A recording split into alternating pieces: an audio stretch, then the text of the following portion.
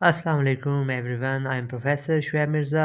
आज हमारी accounting and auditing CSS objective part की सेकंड वीडियो है, जिसमें हम इंशाल्लाह नेक्स्ट लेक्चर्स के अंदर कोशिश करूँगा कि 4 to 5 पेपर हम सॉल्व कर लें। तो आइए देखते हैं, 2008 का पेपर है। Identify the item that is likely to serve as source document. तो बताएं जनाब, सोर्स डॉक्यूमेंट के तौर पर जो है आपका ऑडिटिंग का एक ऑप्शन है। आपका वेरीफाई करने के लिए जो है कौन सा डॉक्यूमेंट इस्तेमाल हो सकता है। Trial balance, income statement, balance sheet, ये तो कभी भी नहीं होंगे क्योंकि these are part of financial statement.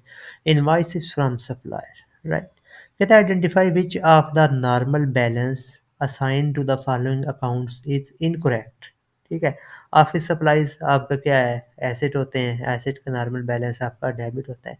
Cash आपका एसेट है, डेबिट होता है। वेजेस एंड पेएबल लाइबिलिटीज हैं, नॉर्मली लाइबिलिटीज जब भी इंक्रीज होती हैं क्रेडिट होता है। Fee earn is a revenue, revenue में जब भी इंक्रीज होता है तो क्रेडिट होता है। देयरफॉर ये ऑप्शन रॉन्ग है। ऑप्शन नंबर 3 देखा, कहता है the formula cost less salvage value over total capacity in units refers to. तो ये आपके यूनिट्स हैं डिवाइडेड पर, तो ये आपका किसको है, यूनिट ऑफ प्रोडक्शन मेथड को रेफर कर रहा है। While passing adjusting entries for what type of transaction expenses. While passing adjusting entries for what type of transaction expenses are debited and asset are credited। तो normally जो prepaid आपके होती है उसको जब ज़ाहिर सी बात है, जब आप प्रीपेड एक्सपेंस करते हैं तो पहले आप एसेट को डेबिट कर रहे होते हैं। रेंट की एग्जांपल ले लें, लेकिन जब जितने पोर्शन का, जितने मंथ का रेंट आपका हो चुका होगा, आप रेंट एक्सपेंस डेबिट करेंगे और प्रीपेड एसेट एसेट को आप क्या करोगे, क्रेडिट करोगे। कोई भी यहाँ पे और फॉर्मेलिटी नहीं हो रही पूरी। ये हमने एडजस्टिंग एंट्रीज डिटेल के साथ पूरा चैप्टर कवर किया। Of the following statement which one is untrue for the corporate form of organisation. तो कॉर्पोरेट फॉर्म क्या है कि एक सेपरेट लीगल एंटिटी होती है और इसकी लाइफ जो है इनडेफिनिट होती है, जो कि गोइंग कंसर्न प्रिंसिपल बताता है। Income that is distributed to owner is usually tax wise. तो ये बिल्कुल ठीक कह रहा है कि जो ऑर्गेनाइजेशन से इनकम होती है वो डबल टैक्सेशन होती है उसकी। 6 पे कहता है for each transaction double entry accounting requires of the following. एक आप कहता है कि डबल एंट्री में क्या होता है कि debit to asset account must create a credit to liability या कि इक्विटी है। अगर जाहिर कहना चाह रहे हैं कि आपके एसेट्स जो हैं they should be equal to liabilities and capital. 7 पे है under cost when cost are rising, मतलब कि जब इन्फ्लेशनरी पीरियड हो तो कौन सा मेथड जो है आपको हायर नेट इनकम प्रोवाइड करता है। ठीक है, ये बड़ी डिटेल के साथ डिस्कस आ चुके हैं कि जब इन्फ्लेशनरी पीरियड हो तो जो आपका फर्स्ट इन फर्स्ट आउट है, क्योंकि वो पुरानी कीमतों पे आप सीजीएस निकालते हो, जिसकी वजह से आपका जो है ग्रॉस प्रॉफिट ज़्यादा आता है और नेट इनकम भी ज़्यादा आती है। ठीक है, तो इसकी डिटेल आप हमारे लेक्चर्स में देख सकते हैं। 8 पे a transaction cost 20,000 decrease in both asset and liabilities. तो इसका हो सकता है इफेक्ट कि उसने कोई लाइबिलिटीज़ अदा कर दी हों, पे कर दी हों। रीपेमेंट ऑफ 20,000 बैंक लोन, बिल्कुल वही बात आ गई। आप बाकी देख लो, ऑप्शन कहता है परचेज ऑफ एसेट करता है कैश के लिए, तो ये एक एसेट इंक्रीज होना था, दूसरा डिक्रीज होना था, लेकिन इसका लाइबिलिटी के ऊपर तो कोई इम्पैक्ट नहीं आता। ऐसे ही asset costing destroyed by fire, तो ये भी एसेट अकाउंट कम होना था। ठीक है, और आपका इक्विटी अकाउंट जो है वो कम होना था। ठीक है। और डी है कलेक्शन, आपको ये है रिसीवेबल की, तो एक एसेट इंक्रीज हो रहा है, दूसरा डिक्रीज हो रहा है। Which percentage of profit a bank has to transfer to statutory reserve until it inflates to paid up capital। तो ये 5% है, कोई पहले का। ठीक है, पहले एरिया का। ठीक है, and identify the correct answer with regards to depreciation expense। तो it is applicable of the matching principle। ठीक है, कि जिस ड्यूरेशन में एसेट यूज़ हुआ है उसी ड्यूरेशन की डेप्रिसिएशन होनी चाहिए। Comparison of a company financial condition and financial performance across a time. तो ये क्या होते हैं, अक्रॉस टाइम। ठीक है, टाइम के साथ ही वर्टिकल एनालिसिस कहलाता है कि आप टाइम करते हैं अपनी financial condition and performance across time में, तो ख्याल हॉरिजेंटल एनालिसिस होना चाहिए कि आप डिफरेंट टाइम्स 2020, 21, 22, 23 का जब कंपैरिजन कर रहे होते हैं ना, तो ये हॉरिजेंटल एनालिसिस आता है। वर्टिकल तो कॉमन साइज आता है ना, ठीक है। Income and expenditure account in a non trading institution record transaction, ये रेवेन्यू नेचर की लिखते हैं, इनकम एंड एक्सपेंडिचर, ठीक है। जबकि रिसीट एंड पेमेंट अकाउंट जो है वो कैपिटल नेचर की भी रिकॉर्ड करता है और रेवेन्यू भी। At the time of admission of new partner, goodwill raise should be written off old profit sharing ratio कहता है। 14 पे कहता है A and B are partner in the ratio of 2:1. They admit C for 1/4 who contribute 3,000 for his share of goodwill. Total value of the goodwill कितनी होगी? तो ये 3,000 multiply by 4 कर लें तो ये 12,000 आपकी हो जाएगी। ठीक है, ये बड़ा ईजी सवाल क्वेश्चन है। फिर सेकंड हैंड मशीन उसने 10,000 की परचेज़ की है, रिपेयर ऑफ कास्ट 1,000 लगी है, तो इंस्टॉल हुई है, तो अभी तक यहाँ तक जो है वो कैपिटल एक्सपेंस है। वेज जो है फॉर दिस बीइंग 200, तो मशीनरी अकाउंट कितने से आप डेबिट करेंगे? टोटल मिला लें 11,200 से, क्योंकि ये कैपिटल एक्सपेंस है। कोई भी एसेट जब तक आप इंस्टॉल नहीं करते उसके ऊपर होने वाला तमाम एक्सपेंस आपका कैपिटल कहलाएगा। इफ़ नेट सेल्स 1 लाख हैं, ठीक है, सी जी एस 55,000 है, एडमिनिस्ट्रेटिव सेलिंग एक्सपेंस, तो ऑपरेटिंग प्रॉफिट इन सब को माइनस करने के बाद आपके पास आ जाएगा, आप माइनस कर लें। अच्छा, आप याद रखिएगा कि ऑपरेटिंग प्रॉफिट का दूसरा नाम जो है EBIT बोलते हैं, earning before interest and tax, तो इसमें इंटरेस्ट और टैक्स शामिल नहीं होगा, तो यहाँ पर आपने ना इंटरेस्ट नहीं शामिल करनी वरना गलत हो जाएगा। कहता है which of the following ratio best reflect a company's ability to meet immediate interest payment, तो ये टाइम इंटरेस्ट अर्न रेशियो बताती है। Identify which items are subtracted from the list amount and not recorded when computing purchase price, trade discount की definition है कि हम इसको record नहीं करते। Bonus payable only on the maturity of the policy, इसको क्या कहते हैं? Bonus is reduction of premium, ठीक है। Rebate discount on bill discounted, तो ये क्या है? आपकी लाइबिलिटी है। On bill discounted unearned discount जो कहलाता है उसने साथ वाज़ह करके बता दिया आपको। नेक्स्ट ईयर का है, कहता है कि विच of the following transaction represent an expense, तो आप देख सकते हैं अगर ए हम देखें तो ऑनर विदड्रॉ, तो ये एक्सपेंस तो नहीं होगी, ठीक है। या परचेज द फोटोकॉपियर मशीन, ये भी एसिड है। परचेज मेडिकल सप्लाईज भी एसिड है। Received a telephone bill to be paid within 10 days, ये आपका एक्सपेंस है। Which of the following statement about accounting procedure is कहाँ गया? नॉट करेक्ट, तो ये आप देख लीजिएगा, ये लेंथी क्वेश्चन, ठीक है। Posting is the process of transferring information from ledger account to journal, ये गलत है, ठीक है।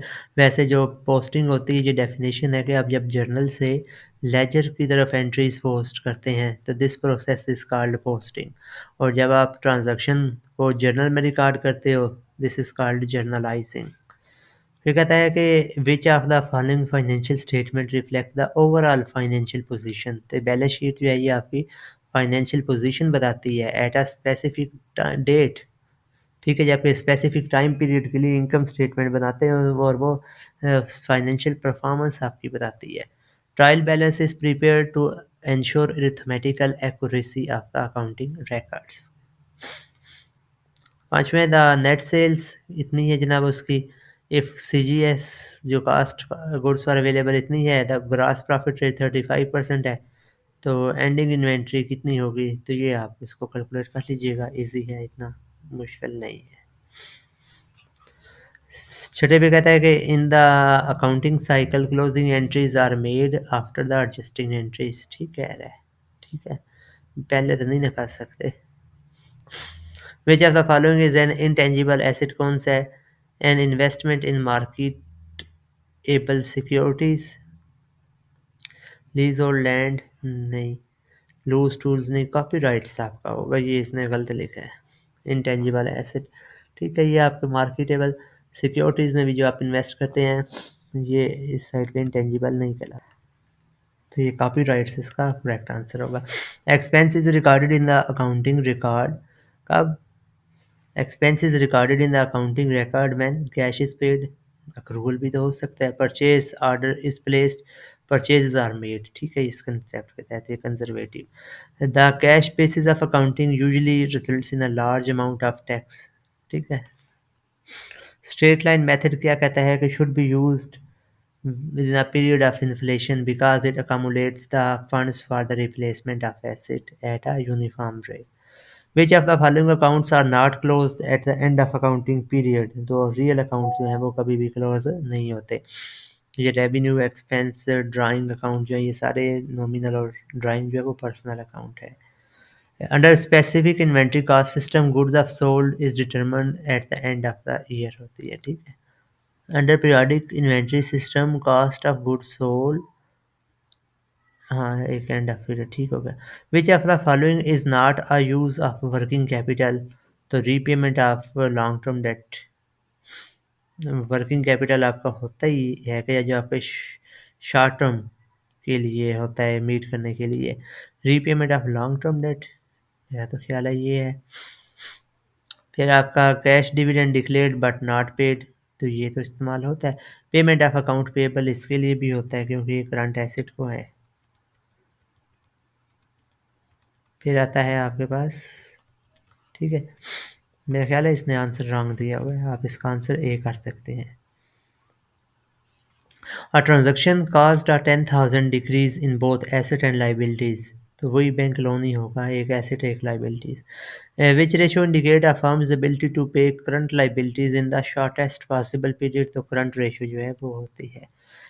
If we add the average number of days to turn the inventory over and the average age of receivable, ठीक है, तो अगर आपको ये दो आइटम दे रहा है, ये कैश कन्वर्जन साइकिल से रिलेटेड है, ठीक है। आपको बताता है यहाँ पर, if we add the average number of days inventory turnover के और रिसीवेबल के ऐड करें तो ये कंपनी का ऑपरेटिंग साइकिल बनता है। अगर इसमें से आप account average number of payables, ठीक है, वो माइनस करो तो ये आपका जो है ना सीसीसी बन जाएगा, ठीक है। देन आपके पास आ जाता है कैश, सीसीसी का मतलब है कैश कन्वर्जन साइकिल, ठीक है, याद रखिएगा, बड़ा इंपॉर्टेंट है। मैं देखता हूँ स्क्रीन भी शेयर हो रही है, ये ना कि आपको प्रॉब्लम हो बाद में। विच of the following is least important in determining the fair market value of share? तो आपके लिए अर्निंग, डिविडेंड ये भी अहम है, बुक वैल्यू, ठीक है, सी भी available supply of share and the demand to purchase share, the par value, ठीक है, ये लिस्ट है।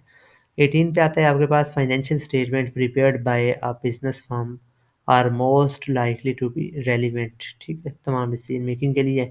विच one of the following is not an officer of a company? कौन कंट्रोलर भी होता है, सेक्रेटरी भी, ट्रेजरर भी, तो ए जो है ये ऑफिसर नहीं है।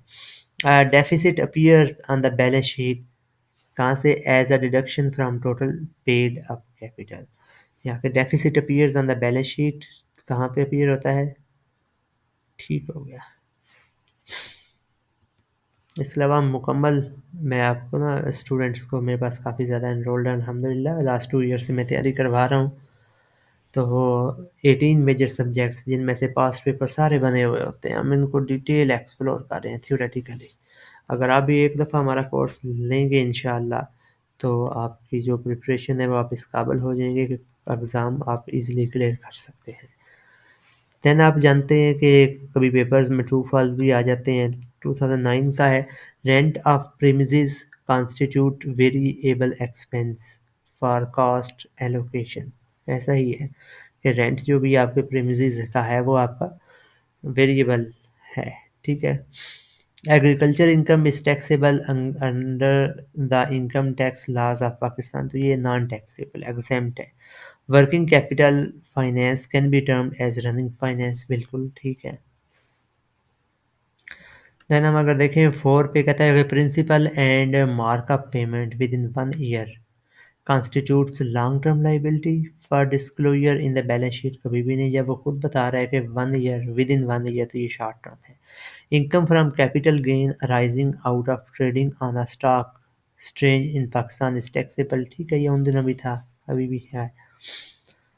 फिर कहता है कि छठा फिक्स कास्ट क्या है कि वो चेंज नहीं होगी। ठीक है, as the level of production. फिर स्टेप कास्ट भी हमने की, अपॉर्चुनिटी कास्ट, संक कास्ट, तमाम टर्म्स को हमने एक्सप्लोर किया। Relevant cost, irrelevant cost. Completion of a job is result in कैसे होती है, जब आप कोई जॉब कंप्लीट कर लेते हैं तो आप फिनिश गुड्स को डेबिट करते हैं और वर्क इन प्रोसेस को आप क्रेडिट कर लेते हैं। डेबिट करता है कॉस्ट ऑफ गुड्स सोल्ड। अच्छा, वो और है, ऑप्शन है। 8 पे आए तो operating cost in often named as selling plus administrative expenses, जो कि पीरियोडिक कास्ट भी बोला जाता है इनको। प्रोडक्ट कास्ट जो होती है आपकी, वो डायरेक्ट मटेरियल, डायरेक्ट लेबर और एफओएच होती है। 9 पे expense such as rent and depreciation of building are shared by several departments, तो ये आपका इनडायरेक्ट एक्सपेंस है। If under applied FOH is close to CGS, तो जर्नल एंट्री क्या होगी, आप सीजीएस को डेबिट करेंगे। री ऑर्डर क्वांटिटी उसने ये दी है आपके को। ठीक है, ये आपको फार्मूला लाजमी तौर पे आना चाहिए।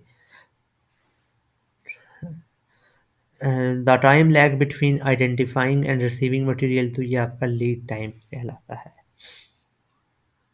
13 है a credit balance remaining in FOH control क्या कहलाता है, ओवर अप्लाइड, और डेबिट बैलेंस अंडर अप्लाइड।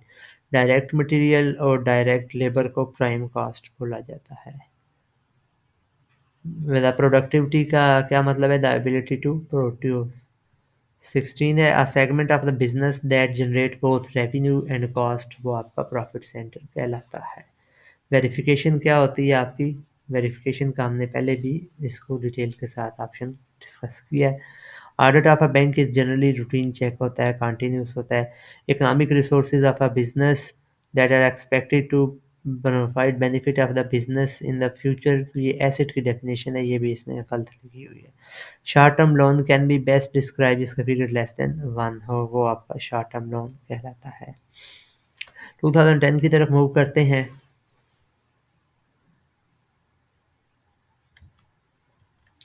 कहता है which of the following is an example of internal transaction, तो cash received from debtor, debtor तो आपके एक्सटर्नल होते हैं ना। फिर goods sold on credit, sales आपने की हैं और अकाउंट रिसीवेबल होगा, वो भी आपका एक्सटर्नल है। Supplies consumed in the office, हाँ ये होगा। सैलरीज पे टू एम्प्लॉयज, ये भी आपका इंटरनल ही है। Supplies consumed in the office, इसने पूछा क्या है, इंटरनल ट्रांजैक्शन की। ठीक हो गया, इसको हम मज़ीद कंफर्म कर लेते हैं। ठीक है, बाद में इसको हम कंफर्म कर लेंगे। कंपनी रिपोर्टेड, मुझे ना लास्ट सीओडी दोनों लग रहे हैं। Opening balance of accommodated depreciation है 150 और क्लोजिंग बैलेंस जो है वो 125 है। द करंट ईयर डेप्रिसिएशन है 175। Depreciation on disposal of asset, ये एक क्वेश्चन है आपका, न्यूमेरिकल आपने सॉल्व करना है।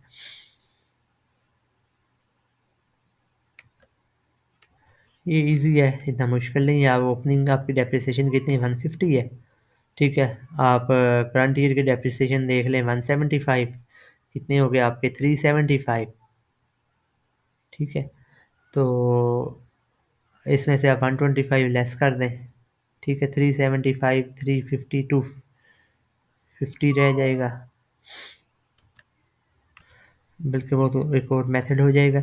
इसमें यह है कि ओपनिंग में से आप क्लोजिंग माइनस करें और करंट ईयर की ऐड कर दें। ओपनिंग आपकी 150 थी और ये 125 25 यहाँ पे आंसर आया और 175 ये है, तो मतलब कि जो करंट ईयर की होगी ना वो आपकी 200 ही होगी। ठीक होगा, इसको मैंने देख लिया है।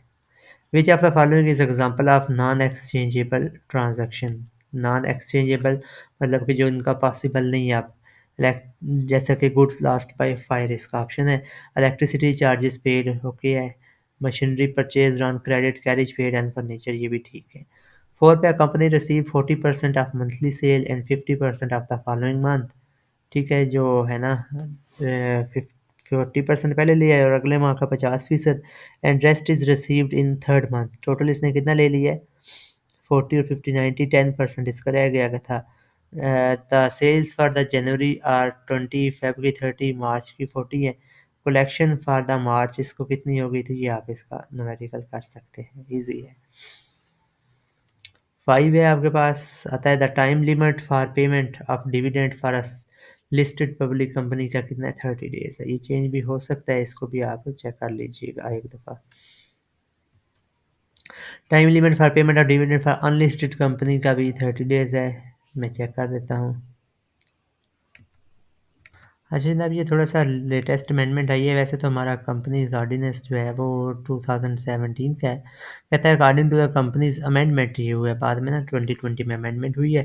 Company must pay cash dividend within 15-20 days of its declaration. However in 2021 SECP जो है proposed reducing the turn around time to 3 working days. ठीक है। वैसे यहाँ पे नीचे बताता है कि listed company must pay dividend within 45 days of declaration and जो अनलिस्टेड है उन्हें 30 डेज़ के अंदर ये पे करना चाहिए। तो ये लेटेस्ट इंफॉर्मेशन है।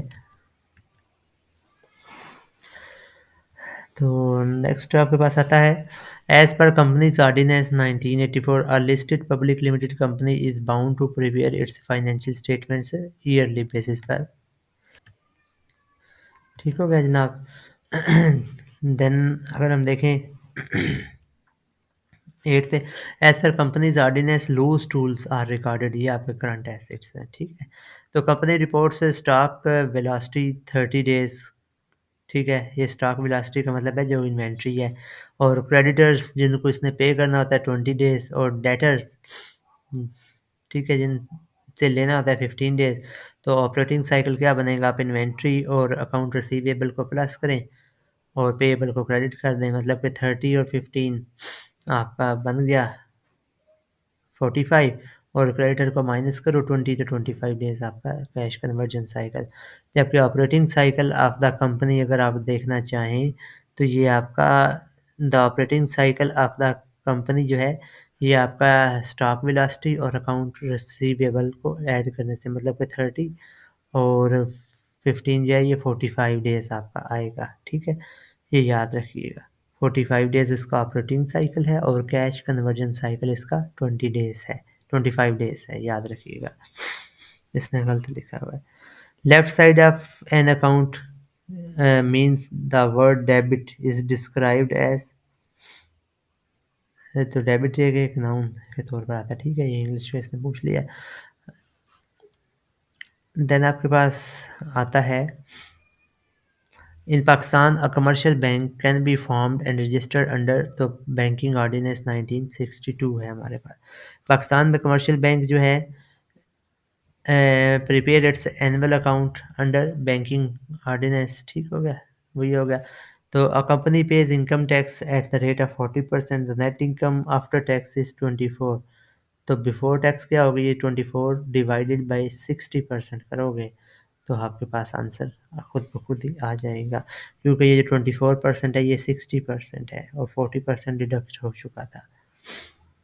कहते हैं Pakistan insurance company can be form and is registered under insurance ordinance जो है ये 2000 के करीब है। ठीक है, ये याद रखिएगा। The working of the insurance company is governed by the Insurance Ordinance 2000. Which of the following transaction would result in increase in current ratio? तो paid cash for 1 year insurance policy, आपने जो पेएबल थे आपके काम कर दिए हैं। ठीक है, ए एंड बी और पार्टनर ये आप देख लीजिएगा। नेक्स्ट हम 2010 को अगर करें तो कहता है कि विच of the following is a clearing account. तो क्लियरिंग अकाउंट होता क्या है ये हम देख लेते हैं।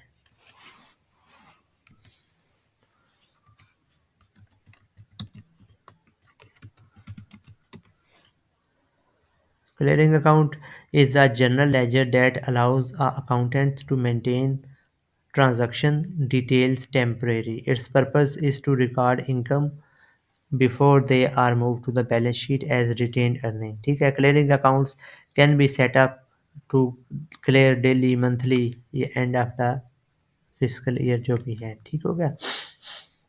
which is not a feature of process costing। Process costing हमने बात की थी।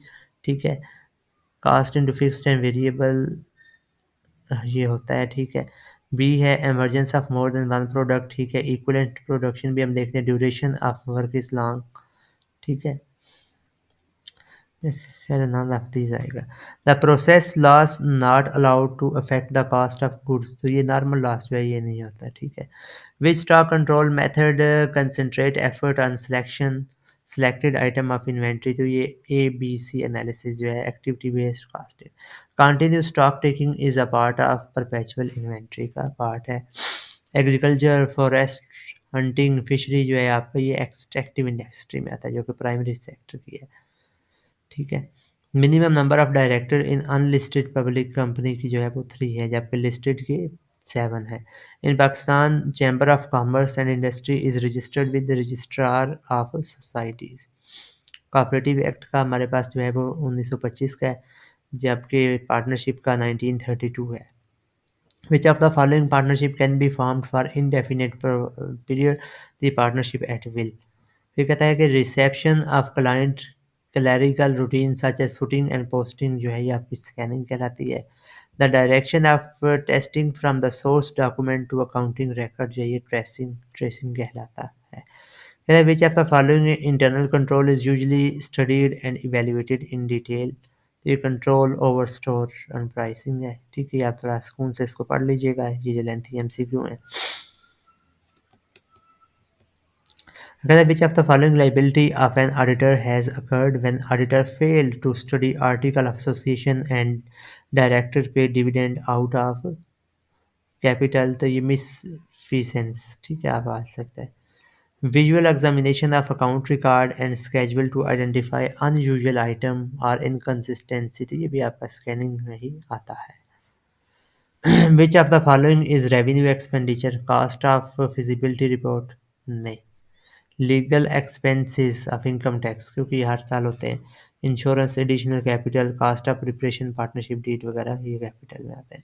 विच of the following is not capital asset? Shares, आप किसी कंपनी में इन्वेस्ट करते हैं तो आपके एसेट हैं। Jewellery, copyright. Ground rent is an example किसका है? आपके अदर सोर्स से आएगा, ठीक है। टैक्स के काफ़ी क्वेश्चन आए हुए हैं। Which of the following is admissible expenditure in respect of income from business? तो cost of permanent signboard. Which one of the following is an agricultural income? तो income from cultivation of rice, ठीक है। जबकि poultry farm या cell of water, loyalty, ये सारे आपके non agricultural income आएंगी। लास्ट एक और पेपर देख लेते हैं, 2011 का। कहता है in the manufacturing company the cost debit to the work in process inventory account present क्या करती है कि इसमें जो आपका है ये वर्क इन प्रोसेस जो है ये इस्तेमाल हुआ है, कुछ भी परसेंट इसका जो है लगा हुआ है। मटेरियल भी हो सकता है, लेबर और FOI। The work in process inventory, ठीक है, ये कॉस्ट का क्वेश्चन आप देख लीजिएगा, लेंथी है। The purpose of an overhead application जो है इसका क्या पर्पज़ है? तो assign an appropriate portion of indirect manufacturing cost to reach product manufacture।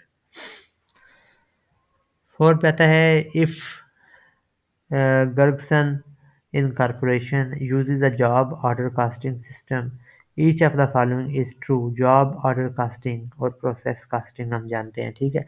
Job order casting में क्या होता है कि आप इंडिविजुअल जो है कॉस्ट शीट तैयार करते हैं। अकामुलेट ऑल मैन्युफैक्चरिंग कॉस्ट वेरिएबल, ठीक है, जो भी है इसका फिक्स।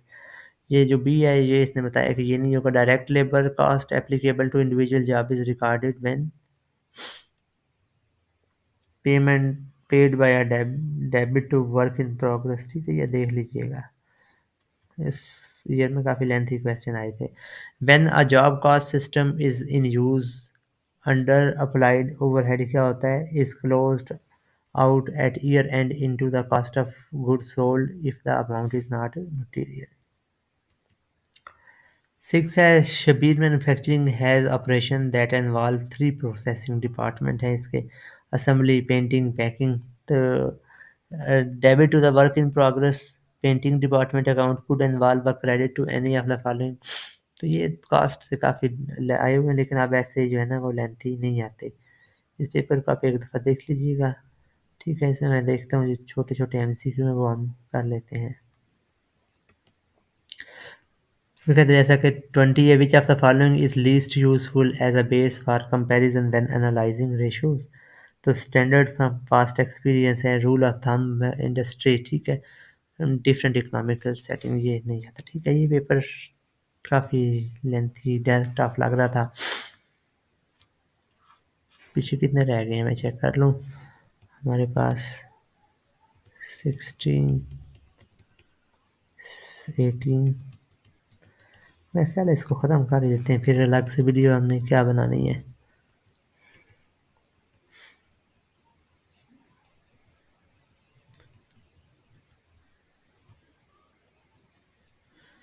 ठीक हो गई, हम 18 एक ही पेज है हमारा, 18 का इसको करते हैं और गुड बाय। अच्छा, इस साल 2013 तक इसने किए हुए हैं, लेकिन इसने देखे लिखा हुआ था 2023 तक दिए हुए मैंने। डबल एंट्री बुक इस सिस्टम भी हम कर चुके हैं। Accumulated loss of a company is shown, आपका कहाँ पे शो होता है, एज एसेट के तौर पर होता है, मैं चेक करता हूँ।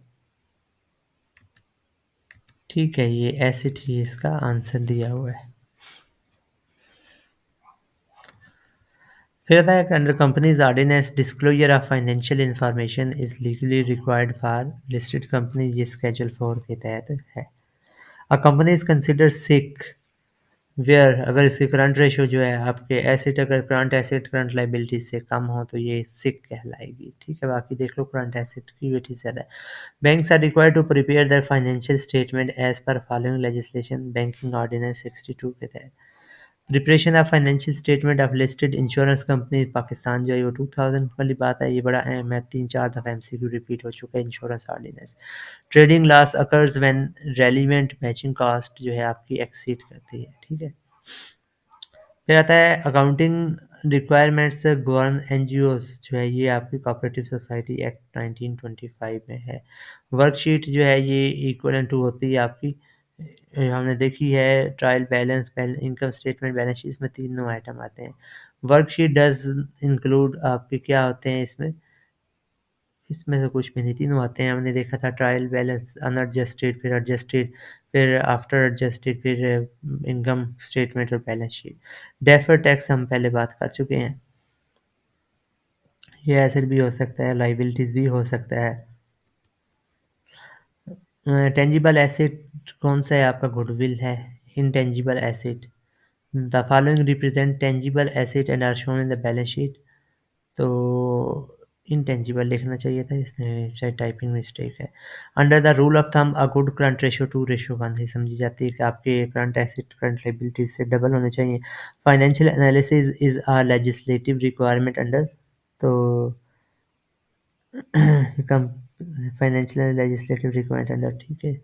15 है, Pakistan follow the following budgeting system eight federal level, तो हम तो इंक्रीमेंटल या डिक्रीमेंटल ही फॉलो करते हैं। Preparation of budget by a company is compulsory under, तो ये नो लॉ है, इसके बारे में अभी तक कोई लॉ नहीं है। Depreciation must be accounted for fixed asset, accelerated depreciation is allowed under income tax, ठीक है। Partnership are legally required to prepare their financial statement for distribution, ठीक है। तो ये भी नान है। A company is consider sick, अगर उसकी रेशियो कोई बात आ गई कि करंट एसेट उसकी करंट लाइबिलिटी से कम हो। कह रहा है कि sugar used in very sugarcane, तो ये आपका वेरिएबल एक्सपेंस है, ठीक है, जितनी ज़्यादा शुगर यूज़ होगी। एंड ऑडिटर इज़ लायबल किसके लिए, फ्रॉड जो है, ठीक है, sophisticated. Partner in partnership in Pakistan, ordinary one can have the following partner in a partnership, तो मैक्सिमम 20, जबकि बैंकिंग के लिए 10। कन्वर्जन कास्ट आपकी लेबर, डायरेक्ट लेबर और overhead. Current ratio can be calculated as current asset divided by current liabilities. तो ये तकरीबन आपका कंप्लीट ही हो गया है। आप इन नोट्स को मेरे से ले भी सकते हैं, मैं आपको शेयर कर दूंगा, ड्राइव फ़ोल्डर पे मैं अपलोड कर दूंगा। इसने फिर डिफरेंट जो है ना पेपर्स में आए हुए थे शायद, बल्कि ये करंट अफेयर इसने 2022 के लिखे हैं, ठीक है।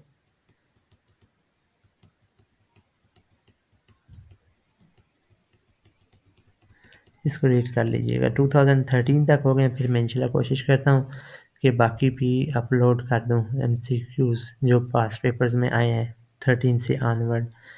तो ये हम इंशाल्लाह जो बाकी एमसीक्यूज़ हैं अपने रजिस्टर्ड और पेड जो है स्टूडेंट्स हैं उन्हीं को ही प्रोवाइड करेंगे। थैंक यू, अल्लाह हाफ़िज़।